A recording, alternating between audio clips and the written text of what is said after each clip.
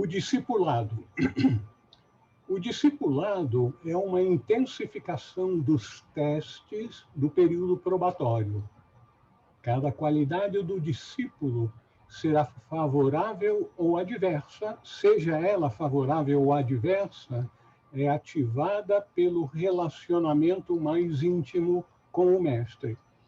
Veja só, o nosso instrutor, no livro, eu aproveito para mostrar para vocês que não viram até agora, Luz do Santuário, o Diário Oculto de Geoffrey Hodgson, é o livro do qual eu tirei boa parte do material que está sendo apresentado hoje e nas reuniões anteriores e futuras sobre esse tema do discipulado e da senda oculta. Então, o discipulado já é uma etapa relativamente avançada para todos aqueles que estão buscando a senda, porque o buscador espera ser qualificado, vamos dizer assim, como aspirante que eventualmente será aceito, será tomado como um discípulo em provação e após um período de provação, que não vamos entrar aqui o que está envolvido, ele será finalmente aceito como discípulo, discípulo em preparação para a iniciação. Então, no discipulado, já tendo passado por aquela etapa do discípulo em provação e tendo sido aceito como discípulo, ele, então, terá um contato interno mais próximo com o mestre, mesmo que ele não veja o mestre. É provável que, por muito tempo, o discípulo não terá ainda a capacidade ocultista de ver e comunicar-se, vamos dizer, diretamente com o mestre. Então, nessa etapa do discipulado, pelo fato de estar mais próximo em termos vibratórios com o mestre, vocês veem aqui, cada qualidade do discípulo, seja favorável ou adversa, é ativada pelo relacionamento mais íntimo com o mestre. Isso, como tudo na vida, tem aspectos muito positivos e outros também que vão representar o custo do processo. Se, por um lado, isso aumenta o poder do discípulo para o bem, por outro, também aumenta suas dificuldades pessoais, pois, um depois do outro, seus erros e fraquezas tornam-se manifestos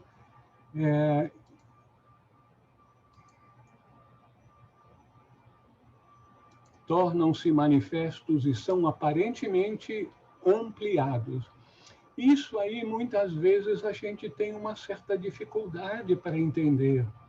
Então, quando o discípulo o aspirante é aceito como discípulo e entra nas etapas do discipulado, então,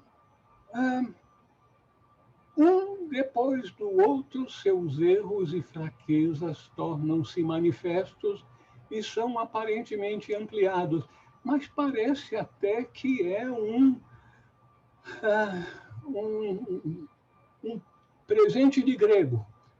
A gente quer ser aceito pelo mestre e, ao ser aceito, estarmos em muito mais proximidade vibracional com o mestre, os nossos defeitos e fraquezas tornam-se manifestos e são aparentemente ampliados.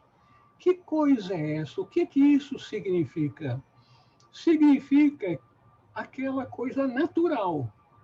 Em mim, imagino que na maior parte dos irmãos e irmãs que aqui estão, quando a gente tem um defeito, a gente não põe esse defeito como uma roupa bonita para se apresentar aos outros. A gente põe aquele defeito no fundo da gaveta e não vai tentar tudo para não apresentar esse defeito. Em outras palavras, os nossos defeitos e fraquezas, nós vamos procurar mantê-los escondidos, ou seja, no inconsciente.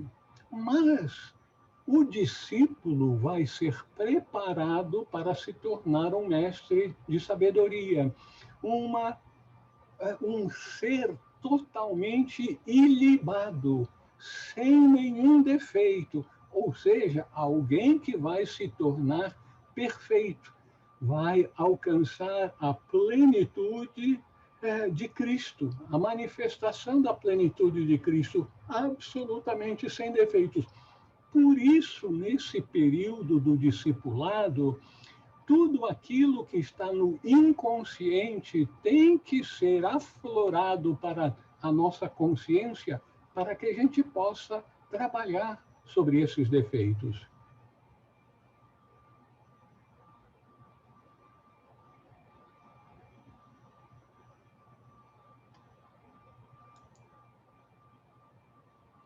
O mestre deve ser considerado...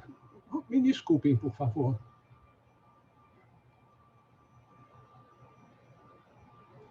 Esse processo sempre aumenta as dificuldades da vida pessoal do discípulo e, algumas vezes, leva-no quase ao desespero.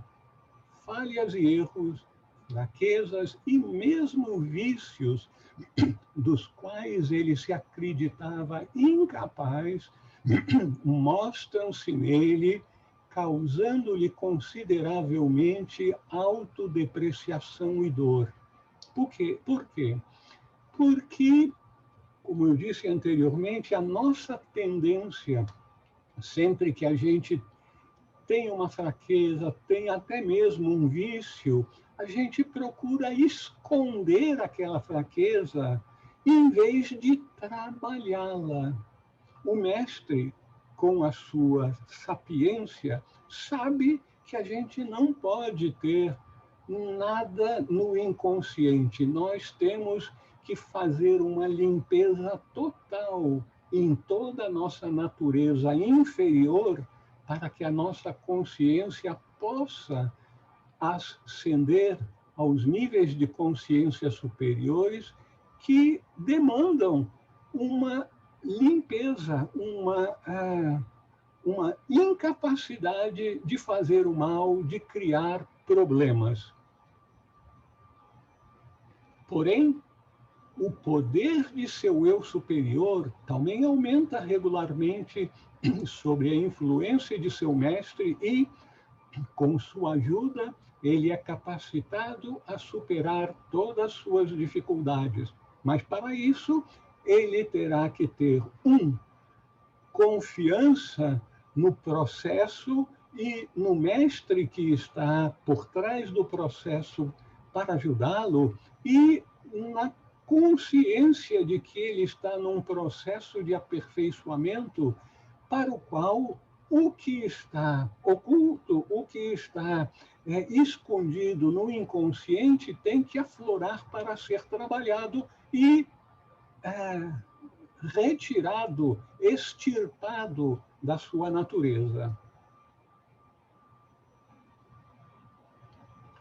A ignorância de fraquezas e limitações é uma das grandes barreiras para o desenvolvimento oculto e espiritual. O discípulo deve se conhecer inteiramente, ser modesto e humilde a respeito de suas capacidades e ter os olhos abertos no que tange suas limitações.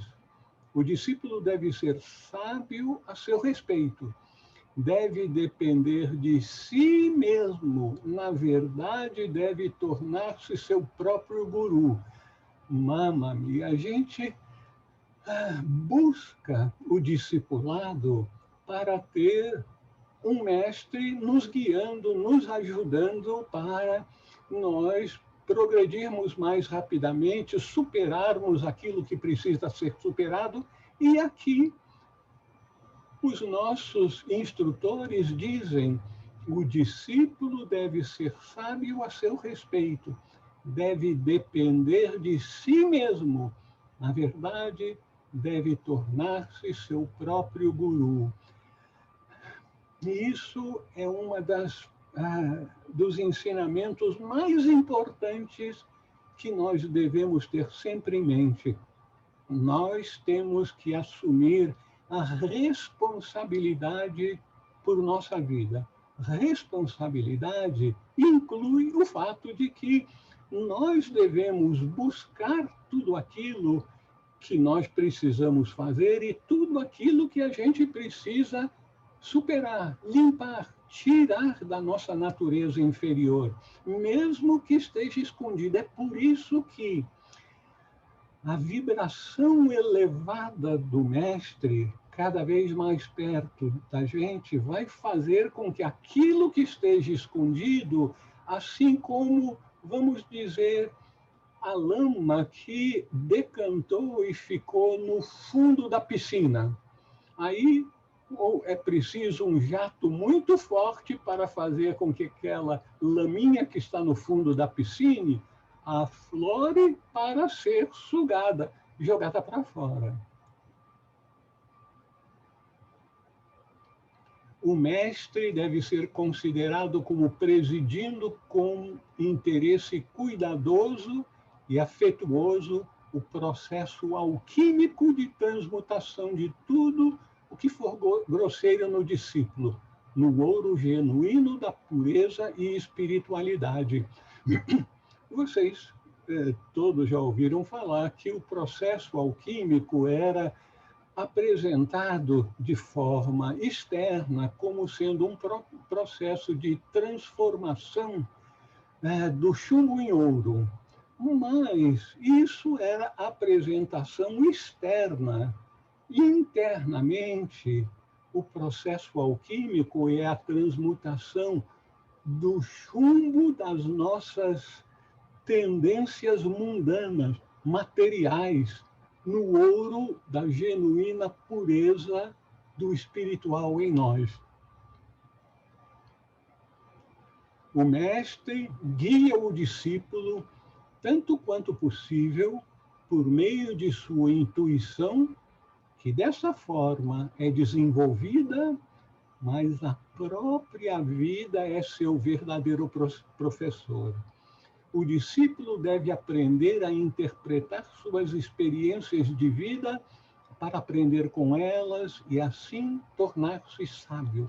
Veja só, é a própria vida que é o verdadeiro professor de cada discípulo. É por isso que muitas vezes o discípulo se vê confrontado com situações inesperadas, às vezes completamente fora de propósito para ele. Mas como é que uma coisa dessas iria acontecer comigo? Porque aqueles eventos da vida, a vida, é o que vai oferecer as oportunidades para o discípulo aprender com relação às grandes leis da manifestação, aprender a respeito do seu próximo, do seu irmão, que ele está se preparando para ser capaz de ajudá-lo, e aprender a respeito de si mesmo, da sua natureza, ainda não perfeitamente burilada, ele ainda é um diamante bruto com muitas arestazinhas para serem buriladas. Então, aprender com as experiências de vida para tornar-se sábio. O sábio não é simplesmente uma pessoa que conhece muita coisa, que devorou todos os livros da biblioteca esotérica. Ler livros é muito interessante, pode ajudar muito, porém não é suficiente. É algo necessário, mas não suficiente.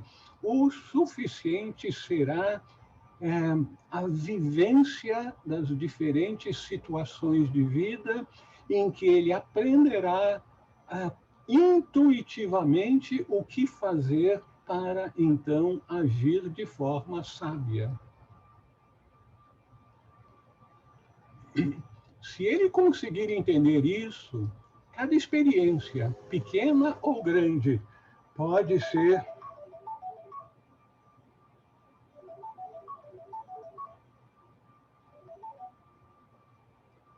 queiram desculpar. Se ele conseguir entender isso, cada experiência, pequena ou grande, pode ajudar no desenvolvimento da sabedoria. Tarefas importantes, contatos com pessoas influentes podem se tornar extremamente iluminadoras. Tarefas e encontros menores do dia a dia, relacionamentos humanos comuns, podem ser igualmente instrutivos. Encontro com pessoas importantes ou influentes. A gente pode até pensar que é conhecer um senador, um ministro, um presidente. Não, senhor.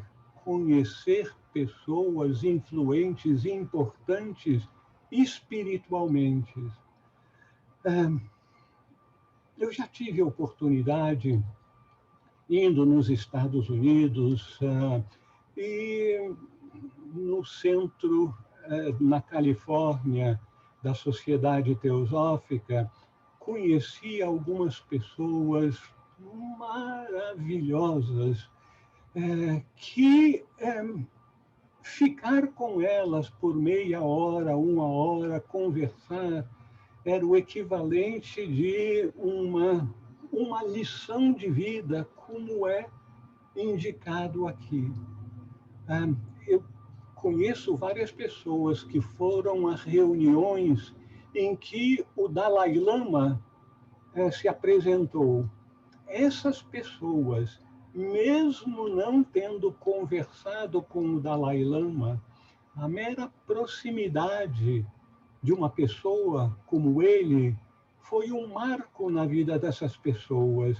É isso, então, que o nosso mestre está indicando aqui. Contato com pessoas influentes podem se tornar extremamente iluminadoras. Eu já vi isso acontecer.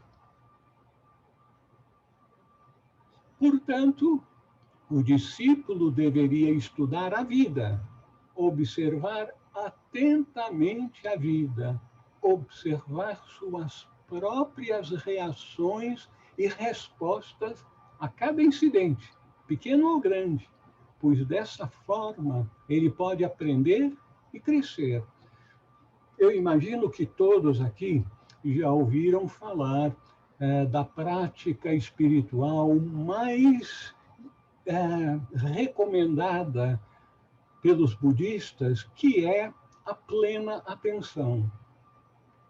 O neófito budista pensa que plena atenção é observar as coisas que estão acontecendo.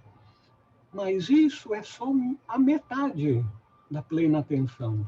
A outra metade, talvez mais importante ainda, é observar a nossa reação às coisas que estão acontecendo. Porque nós temos que trabalhar a nós mesmos. E nós só vamos conhecer a nós mais e mais à medida que nós prestamos muita atenção às nossas reações. Aquilo que a gente faz depois de pensar muito, eu vou fazer tal coisa, e vai e faz, é relativamente fácil. O que qualifica o indivíduo em ser mais ou menos avançado espiritualmente é como ele reage às circunstâncias da vida, o que as pessoas dizem para ele, fazem para eles, quando alguma coisa não acontece como está esperando, se ele age de forma intempestiva, agressiva, sem saber o que fazer, é isso que a gente precisa, observar suas próprias reações e respostas a cada incidente, pequeno ou grande, pois dessa forma ele pode aprender e crescer. O mestre é um pai para o discípulo. A devoção que ele evoca é a de um filho amoroso que reverencia profundamente seu pai. Então, o mestre é realizado em todos os aspectos mais elevados da paternidade. Aspectos mais elevados da paternidade não é simplesmente a paternidade neste mundo que nós sabemos que exige muita dedicação, muita sabedoria, muita experiência de vida para nós sermos bons pais. Mas nós estamos falando agora num pai espiritual.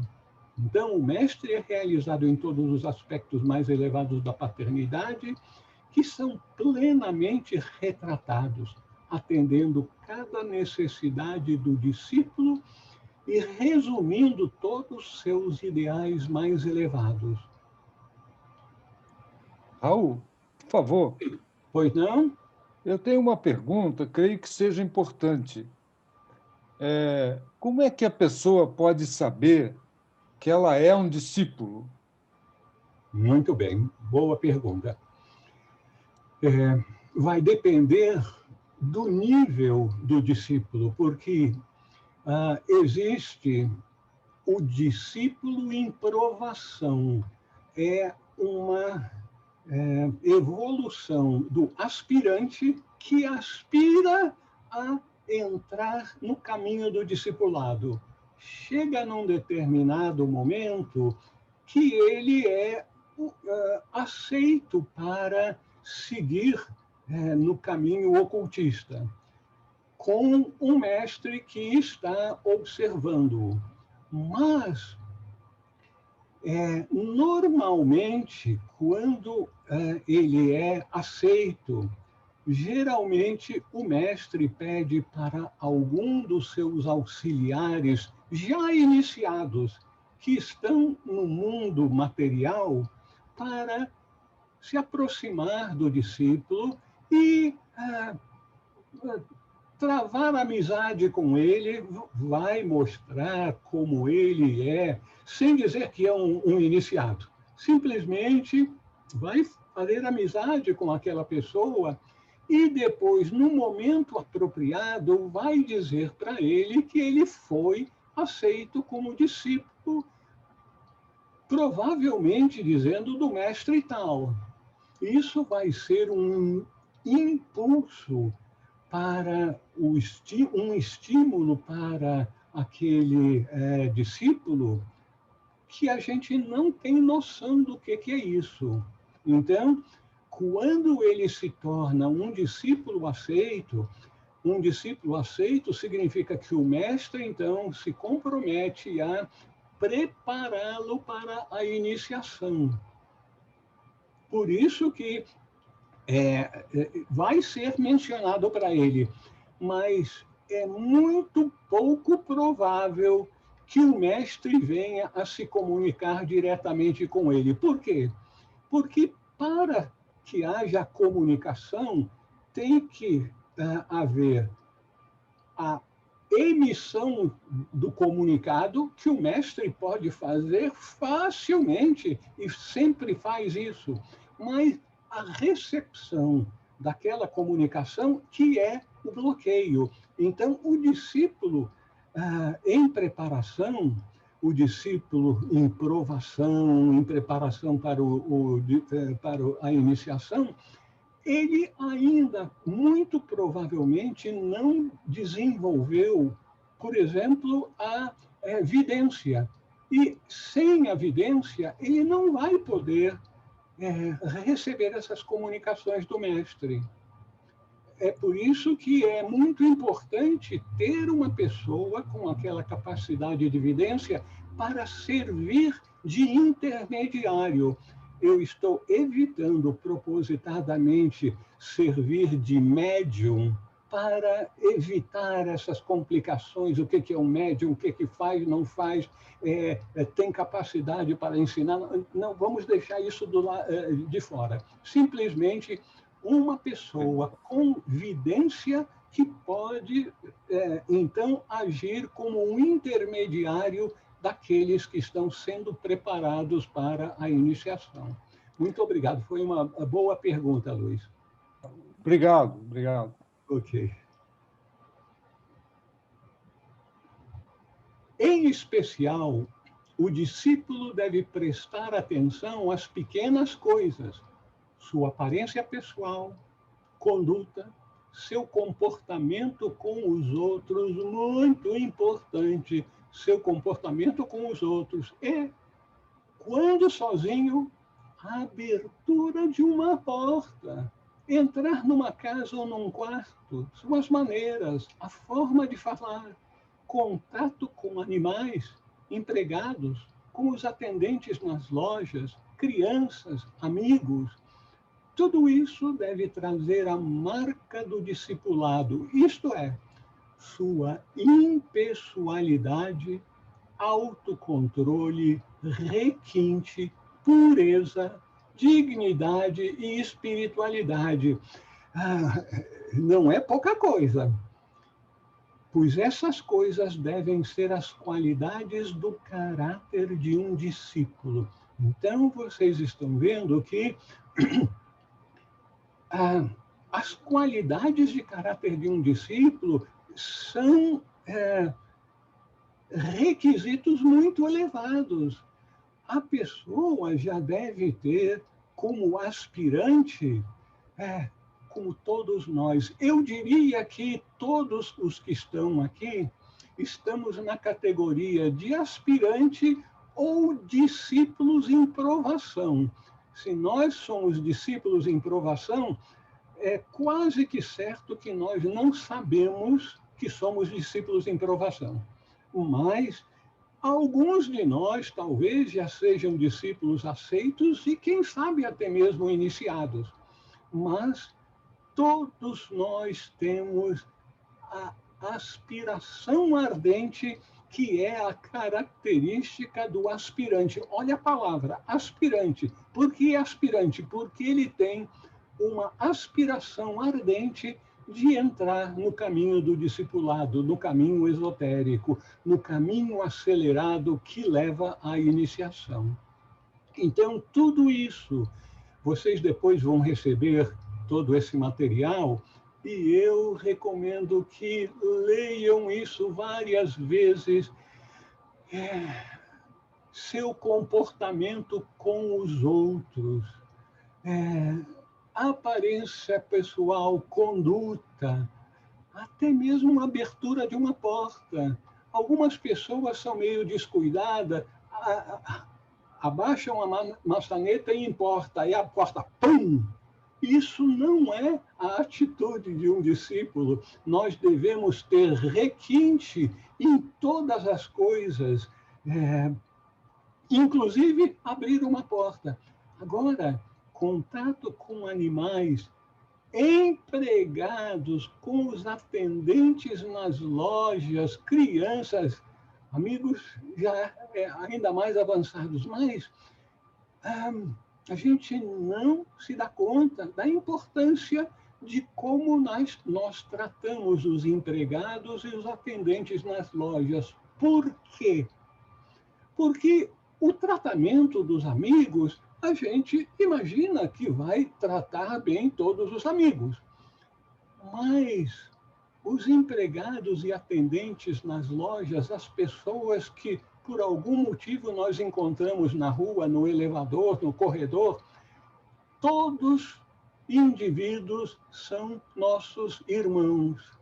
E assim, para que a gente alcance os níveis avançados da espiritualidade, nós teremos que estar consciente o tempo todo da unidade da vida. Somos todos um. E isso tem que ser algo vivido e não simplesmente dito da boca para fora. Somos todos um, eu e o Pai somos um. Nós temos que vivenciar isso. É por isso que essas qualificações aqui nos são apresentadas. Ter e agarrar, o moto da raça humana no estágio atual. Inevitavelmente significa perder. Ter e agarrar significa perder, enquanto dar é ganhar para todos. Dar é a palavra de passe para o reino da luz. Uma vez lá, não há nada para dar, nem para receber, pois tudo é um e o um é tudo. O que significa isso? Pois todos nós, então, teremos a consciência que nós somos um. Agora, nós sabemos intelectualmente que nós somos, eu e o Pai somos um, eu sou um com todos os seres, todos nós sabemos isso intelectualmente, mas a gente tem que passar esse conhecimento intelectual para uma vivência no nosso dia a dia. Daí a importância de nós lidarmos com as pessoas comuns, com as pessoas com as quais nós não temos elo de amizade, comportarmos-nos com eles da forma como nós comportamos com aqueles que nos são mais caros. Por isso, o dar é a palavra de passe. Dar significa, é um sinônimo de amor. Dar pensamentos que sejam elevados para as pessoas. Então, quando nós desejamos que todos os seres sejam felizes, que todos os seres vivam em paz, isso tem que ser algo que saia do nosso coração. Aí é o dar, é a palavra de passe para o reino da luz, em que nós teremos a consciência da unidade. Como ensinar isso para uma raça que vive para obter e que não conhece a unidade? A unidade é cega para a luz interior e surda para a canção eterna da vida. Por meio da beleza vem a resposta. O belo será a religião da nova era. Orfeu deve retornar para dentro de nossos corações e de nossas vidas como seu próprio self mais glorioso para nos trazer o belo e a harmonia. Então, isso, a nossa atenção para focar no verdadeiro belo e na verdadeira harmonia, que se apresenta não só no balé, na música erudita, mas também em todas as coisas da vida.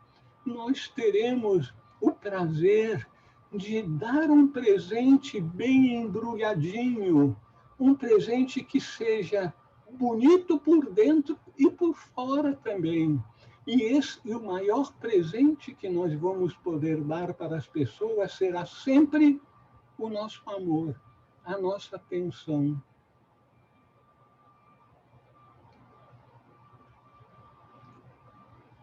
Luz interior. O aspirante ao conhecimento e poder espiritual oculto está inteiramente resolvido a continuar e lutar até a realização final, apesar de todos os obstáculos externos e internos. A decisão mantida corajosa e irredutivelmente, é o resultado do estado iluminado da mente. A não ser que a nossa mente já tenha se expandido suficientemente para ir além dos limites do mental concreto e começar a entrar no mental abstrato, esse é o estado iluminado da mente. Aí, então, nós teremos uma perspectiva de interpretar as coisas e de agir corretamente, porque nós teremos essa iluminação interior da nossa mente. Pelo menos um certo grau de iluminação interior. Quando um mestre observa um aspirante, recebe e examina um neófito aspirante, ele sempre olha para dois fatores quando considera a quantidade e o tipo de ajuda a ser dado. Por um lado, o grau em que a alma está no estado iluminado e está influenciando a personalidade. E, por outro, o karma, especialmente no que concerne à saúde e os relacionamentos pessoais. O primeiro é o teste ácido. Qual é o teste ácido? O grau em que a alma está no estado iluminado e está influenciando a personalidade. O que é a alma, meus amigos? A alma, nós poderíamos entendê-la de uma maneira mais simplista como um núcleo de consciência. Então, é um núcleo da nossa consciência.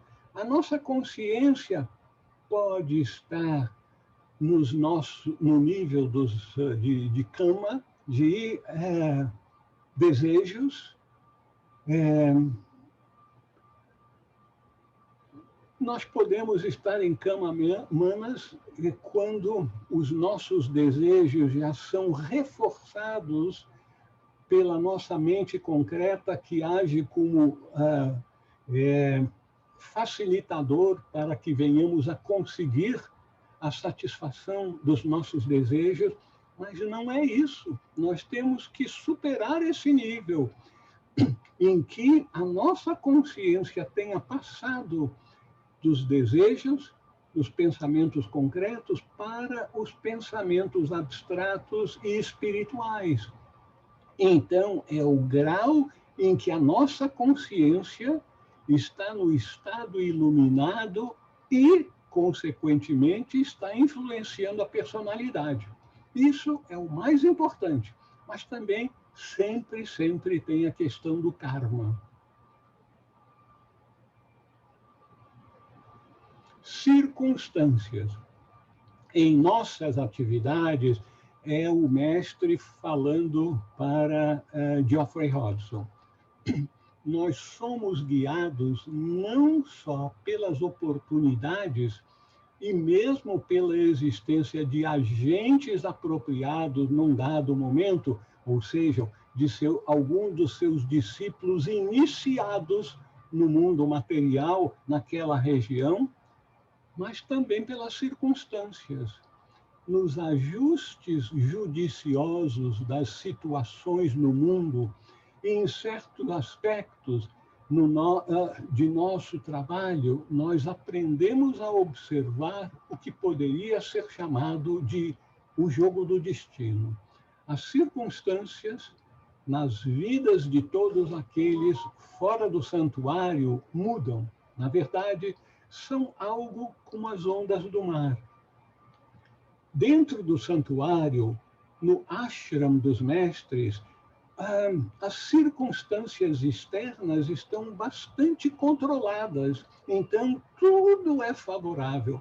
Mas no mundo exterior, tudo está num estado de fluxo. As circunstâncias das vidas de todos aqueles fora do santuário mudam, na verdade, são como as ondas do mar.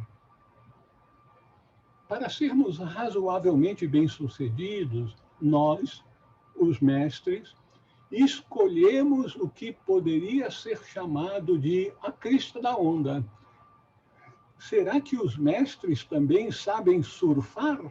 Eles certamente sabem surfar nas ondas da vida espiritual. Então, nós escolhemos o que poderia ser chamado de a crista das ondas, da onda nas vidas, atividades e desenvolvimento evolutivo geral da humanidade. Portanto, aí ele dá o exemplo. O tempo, 121 anos atrás, isso no ano em que o mestre estava falando para Geoffrey Hodgson, com relação à fundação da Sociedade Teosófica. O tempo, nesse sentido, era maduro para uma razoável medida de sucesso no que era, na verdade, uma tentativa extraordinária e mesmo um experimento. Isso resultou num incalculável bem, especialmente para aquelas pessoas que foram capazes de responder e aplicar em suas vidas os ensinamentos oferecidos. Em outras palavras, nós não somos chamados a nos tornar enciclopédias ambulantes, que já lemos todos os livros disponíveis sobre vida espiritual, dessa e daquela tradição. Não é meramente saber, é vivenciar aquele conhecimento que nos é passado.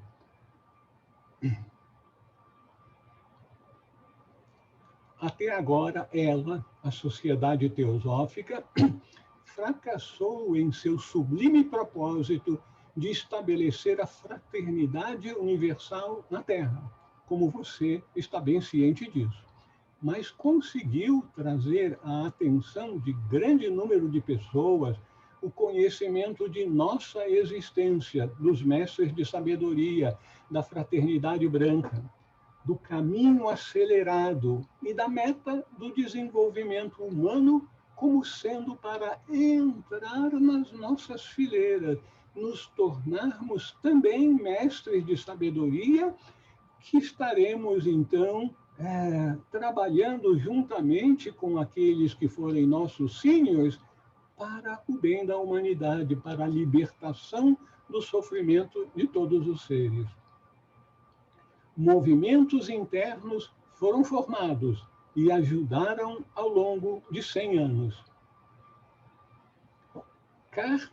Uma carta de encorajamento a trabalhadores na Sociedade Teosófica. Essa foi uma carta do mestre Polidorus Issurenus, que era o instrutor de Geoffrey Hodgson, ainda que o seu mestre último fosse os mestres Moria e Kuthumi, o mestre Kuthumi não tinha tempo suficiente para a instrução de Geoffrey Hodgson, detalhada como ele estava sendo preparado para mais um passo, mais um degrau, mais uma iniciação naquela vida. Ele indicou o mestre Polidorus Issurenus para ser o instrutor direto de Geoffrey Hodgson. Por quê? Porque os dois tinham um elo kármico de muitas vidas, sendo que na última encarnação que os dois estavam juntos foi exatamente na Palestina. Bom, como com todos vocês, outros dedicados trabalhadores na disseminação da teosofia para a humanidade, teosofia é a sabedoria divina. Não vamos pensar em teosofia, aquilo que é ensinado na Sociedade Teosófica. Não. A sabedoria divina pode ser aprendida também fora da Sociedade Teosófica. Mas na Sociedade Teosófica existe já uma tradição, existe uma literatura, existe um movimento facilitador. Sua evolução egóica e seu progresso em direção ao adeptado, sempre foi e sempre será meu grande interesse. Então, a carta de Polidórios e Surenos para os membros de um grupo interno. Eu aproveito aqui para reiterar o que eu já disse em outras situações. Os mestres, de tempos em tempos, estabelecem grupos internos, grupos de pessoas, discípulos em provação, discípulos aceitos, às vezes até mesmo com um iniciado ou dois, que estão todos precisando de orientação e trabalho no mundo. Então, esses grupos esotéricos, internos, secretos, são formados. E tem um mestre que vai orientar os membros daquele grupo. Como é que vai orientar? Pelo fato de, naquele grupo, necessariamente haver alguém que tenha desenvolvido a vidência e a clareaudiência, que possa receber telepaticamente as instruções do mestre e passar para o resto do grupo.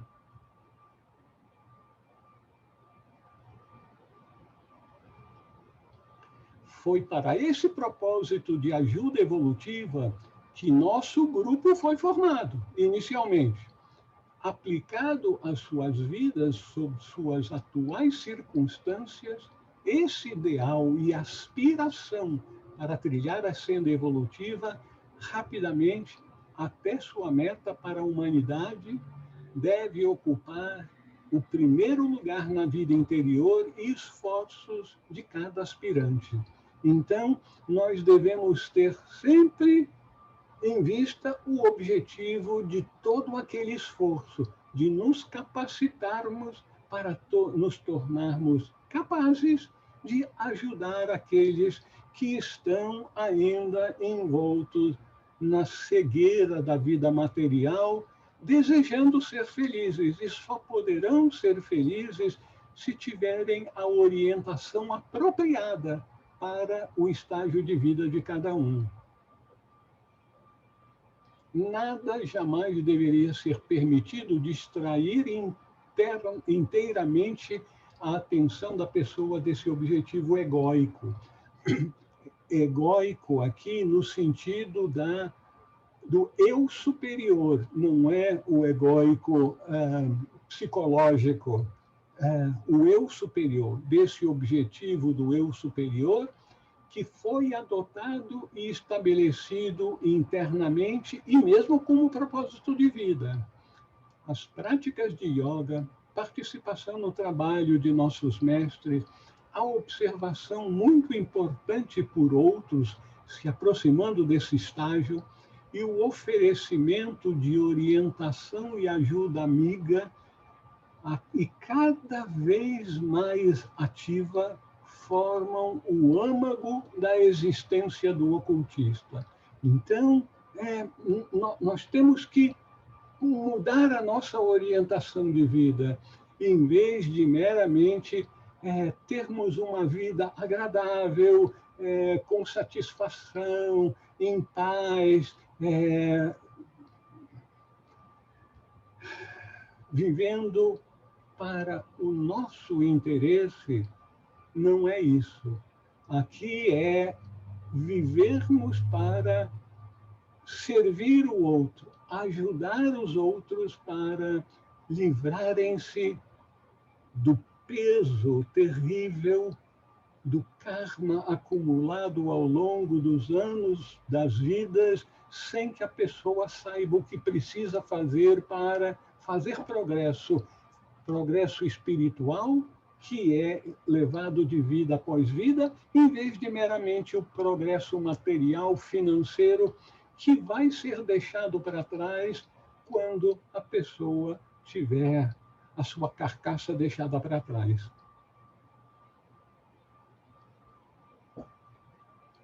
Como vocês já sabem, a habilidade de perceber através da máscara da personalidade, o verdadeiro ser escondido no interior e a prontidão de forma efetiva e sábia, quando conveniente, para oferecer conselho.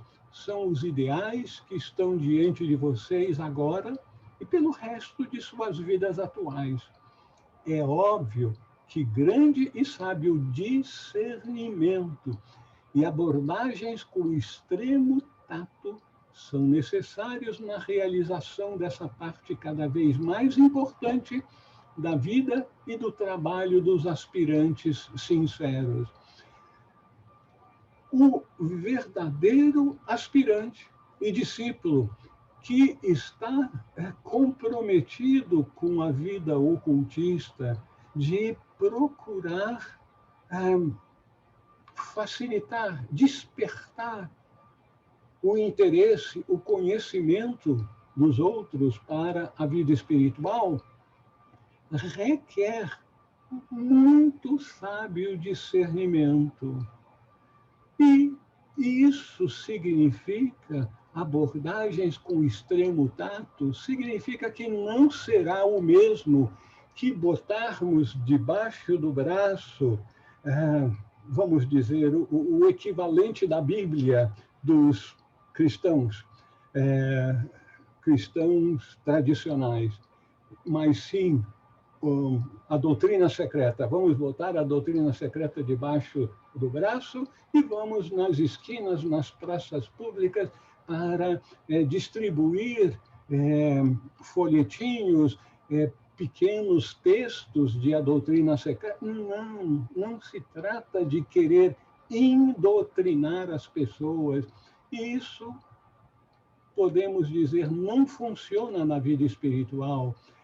O que funciona é termos a sabedoria e discernimento para abordagens com extremo tato, para ajudar as pessoas que estão buscando a vida espiritual.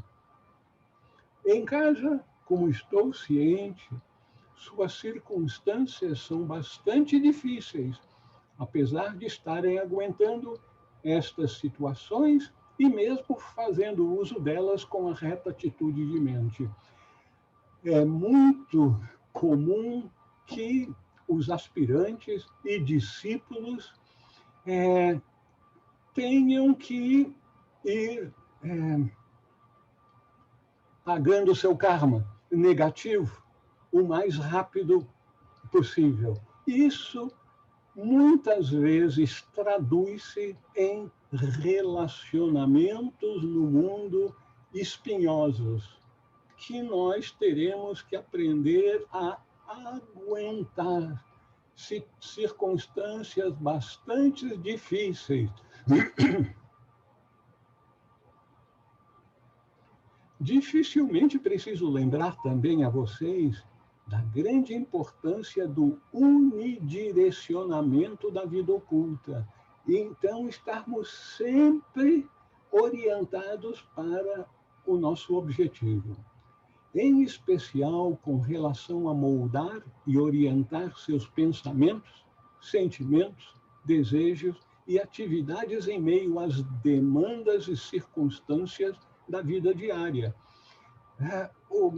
O mestre está orientando o grupo que você não está sendo chamado para abandonar a família, o seu trabalho, as suas circunstâncias de vida e fugir para a floresta, para o ashram de algum guru. Não é fugir do mundo, é se preparar para ajudar o mundo. Permitam-me aconselhar que, para todos nós, o pensamento central e a aspiração é sempre o mesmo. Ele pode ser expresso como sendo a absorção da realização da meta. Na verdade, estas palavras, a meta, a meta, a meta, juntamente com a totalidade da sua intenção, deveriam sempre ocupar o papel diretor em seus corações e suas mentes. todo o ser da pessoa deve ser absorvido no cumprimento do único ideal, a iniciação e, finalmente, o adeptado, o mais rapidamente possível, na mente exterior e uma realização cada vez mais profunda da unidade com a essência, vida e espírito do universo, ou para Brahman, o núcleo de tudo que existe. Essa essência, vida e espírito do universo é o que as pessoas geralmente chamam de Deus. O ocultista aprende que o conceito de Deus, que é apresentado de forma muito simplória para as pessoas nesse mundo, realmente refere-se a algo inconcebível, incognoscível, mas que é a essência, vida e espírito do universo, ou para Brahman, o núcleo de tudo que existe. E quando nós alcançarmos a iniciação, ou quando alcançarmos aquilo que é referido muitas vezes como o reino dos céus, o nirvana, ele será a experiência, a conscientização, a vivência da unidade com o um, que é o todo. Um e todo é a mesma coisa. Yoga. As necessidades para o yoga são as obrigações existentes devem ser cumpridas, assegurando dessa forma uma atmosfera de harmonia na casa em que o praticante vive com outras pessoas. Reitero, não é virar as costas para a família e para o mundo e deixar as coisas para trás. Não. O mestre está dizendo, nós temos que cumprir com as nossas obrigações. Não devemos ser um peso para os outros, mas nós devemos nos tornar um auxiliar. Devemos trazer leveza para a vida em família, em grupo, na sociedade. Aprofundamento da aspiração, chegando ao desejo ardente de alcançar a meta do yoga, a realização da identidade com a presença e vida espiritual em tudo o que existe. Continuando os requisitos para o yoga: regularidade da meditação, privacidade, e depois, entrando nos aspectos técnicos da maior parte das práticas yógicas, descontração numa postura apropriada. Significa que não precisa ser o lótus completo, uma perna em cima de cada uma das coxas. Eu estou a meio caminho, eu ponho uma perna em cima da outra coxa, mas fazer com as duas pernas ainda não consigo, não. Repetição mental ou mesmo verbal da forma de yoga que está sendo usada. Antes de terminar a meditação, repita com forte intenção e determinação o ideal que você estabeleceu para si, afirmando que ele será vivenciado fielmente na vida diária. E isso é muito importante a gente ter sempre em mente ao final da meditação e também durante o dia, como vai ser indicado. Determine-se a praticar os ideais ao longo da vida diária. Momentos e mesmo minutos de recolhimento vão ajudar no cumprimento dessa determinação. Isso é uma recomendação muito sábia, porque muitas pessoas, com a vida corrida que nós temos, podem até meditar de manhã, mas depois as demandas são tantas que ele acaba esquecendo os seus ideais de vida, aquilo que ele se determinou para fazer na sua vida diária. Ele se esquece, é muita coisa. Por isso, isso é muito útil se lembrar várias vezes ao dia do ideal que estabelecemos para todos nós. Eu poderia até sugerir que uma maneira de fazer isso, o ideal, expressar o divino em nós, como todos nós somos uma expressão divina, é lógico que o nosso ideal de vida espiritual é expressar o divino em nós como luz, paz, amor, harmonia e alegria. E você poderia até continuar dizendo, portanto, agora e por todo sempre, que brilhe a luz, que reine a paz, que o amor envolva todos os seres, trazendo harmonia e a verdadeira alegria para nossas vidas.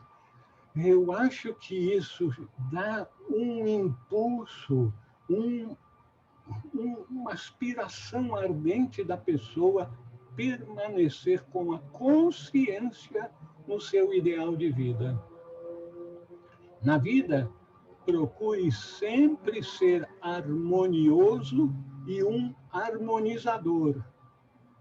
Isso nem sempre as pessoas conseguem com a vida atribulada de negócios. Sempre encoraje as pessoas, nunca as humilhe. Isso é muito importante, é básico, é fundamental. Nunca fira ninguém, de forma mental, emocional, verbal ou certamente não por ação física.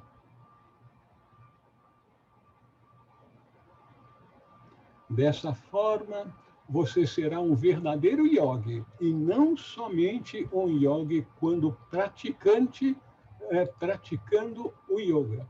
Lembre-se que o verdadeiro aspirante nunca está realmente sozinho, mas está cada vez mais sob a observação de um instrutor.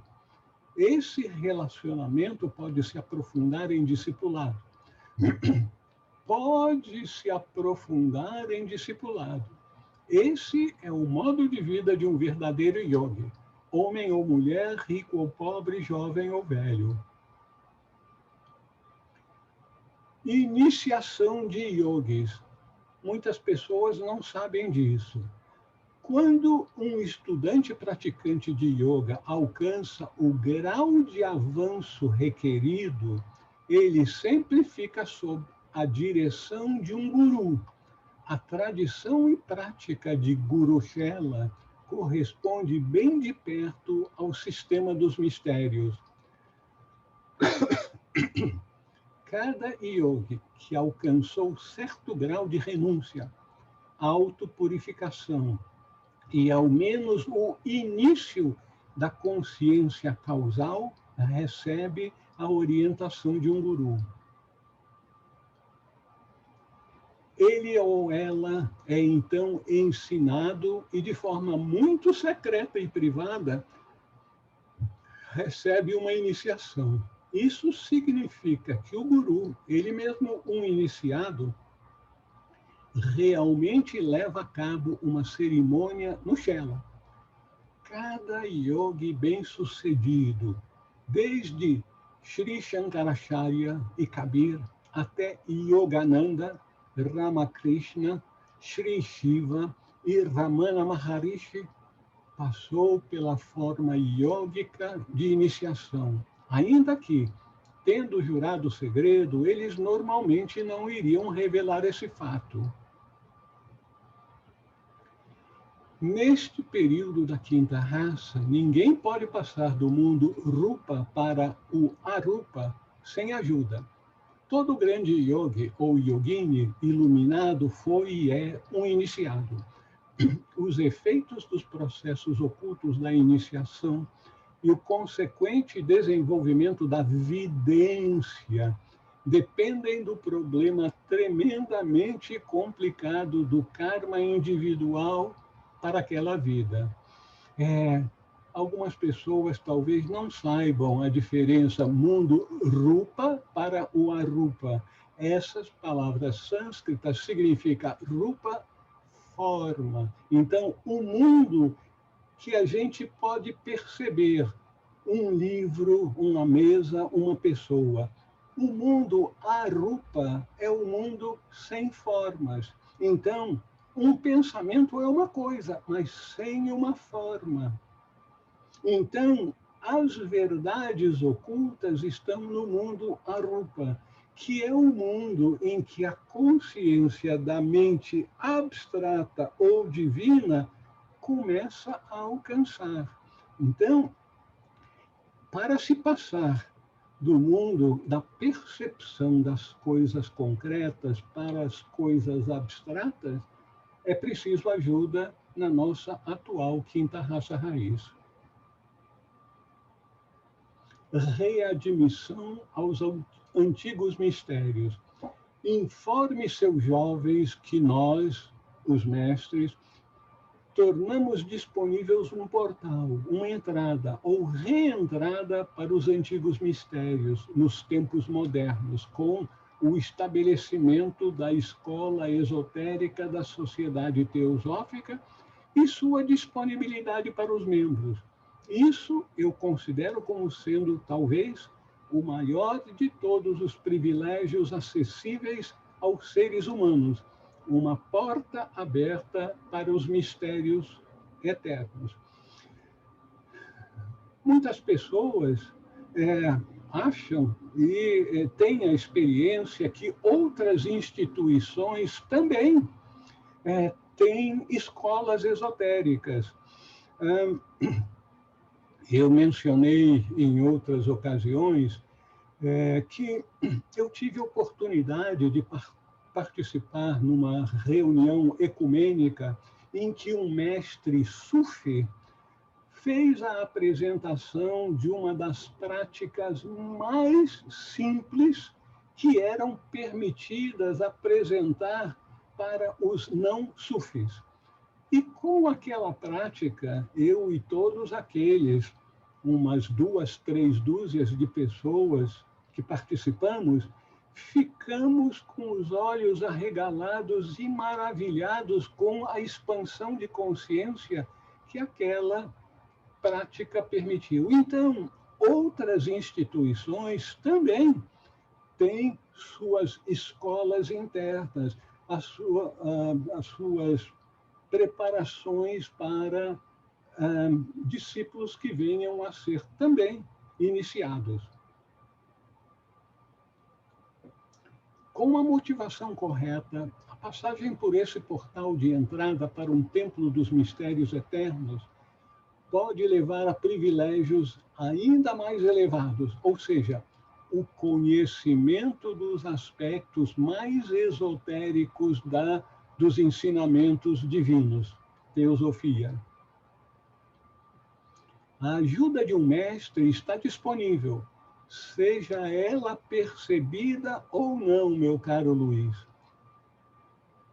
para encontrar e trilhar a antiga senda e ser aceito como um discípulo de um mestre, com todas as oportunidades e assistência espiritual, intelectual e física que tal relacionamento assegura para o discípulo privilegiado quando recebido de forma apropriada.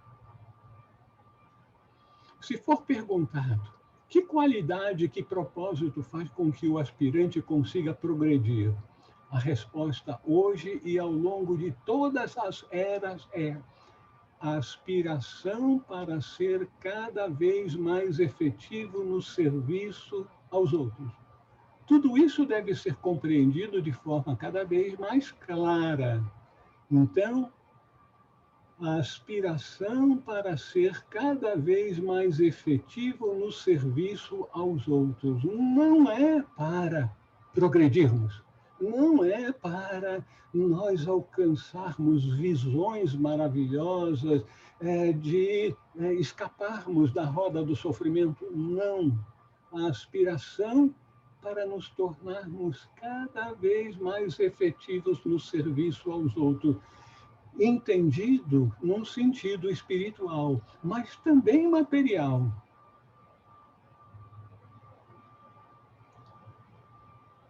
Capacidades adquiridas e o Akasha. A essência efetiva de tudo que você um dia aprendeu é sua para sempre e jamais pode ser perdida, porque ela está indelevelmente registrada, impressa e armazenada no interior do registro akáshico de sua existência egóica, desde o momento da individualização nos átomos do corpo causal.